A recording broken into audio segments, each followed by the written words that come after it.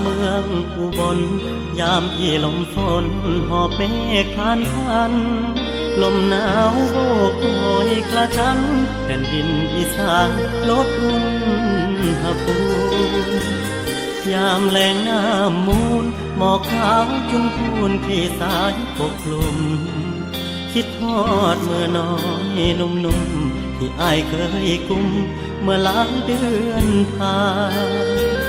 เขาสร้างเขื่อนขันกันลำน้ำที่เคยเอื่อยไหลแม่มูลถูกล้ำโซ่ไว้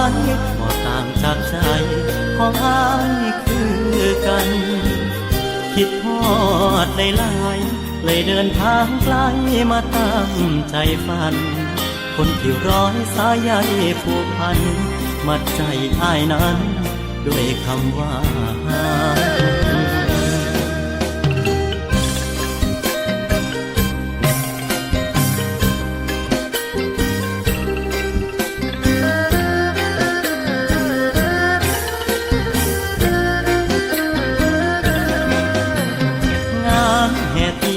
พรรษาน้องยังเคยพากินก๋วยจั๊บอุบลแกงตะนัดยามห่มลมฝนเปียกก่อนสองคนแต่อุ่นใจนะเวลาความสุขน้อยนิดเพราะภารกิจพาให้อ้ายพลัดพรากได้ข่าวน้องเดียวที่ทำงานหนักอยู่หน้าเครื่องจักรโรงงานอุตสาหกรรมมาเมืองอุบลในยามที่คนเคยหักอยู่ไกลเบอร์โทรที่เคยให้ไว้ทุกครั้งโทรไปปิดเครื่องประจำ3 ทุ่มกว่าแล้วพื้นน้ำวาวแววในแสงเดือนวางฝากแม่มูลคุ้มครองคนงามแล้วสิมายามปีหน้าฟ้าใหม่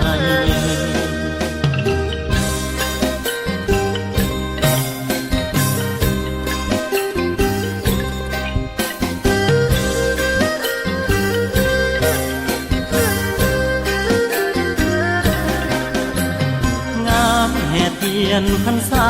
น้องยังเคยพากินก๋วยจั๊บอุบลแกงตะนัดยามห่มลมฝนเปียกก่อนสองคนแต่อุ่นใจนะเวลาความสุขน้อยนิดเพราะภารกิจพาอ้ายพลัดพรากได้ข่าวน้องเดียวที่ทำงานหนักอยู่หน้าเครื่องจักรโรงงานอุตสาหกรรมมาเมืองอุบลในยามที่คนเคยหักอยู่ไกลเบอร์โทรที่เคยให้ไว้ทุกครั้งโทรไปปิดเครื่องประจำ3 ทุ่มกว่าแล้วพื้นน้ำวาวแววในแสงเดือนวางฝากแม่มูลคุ้มครองคนงามแล้วสิมายามปีหน้าฟ้าใหม่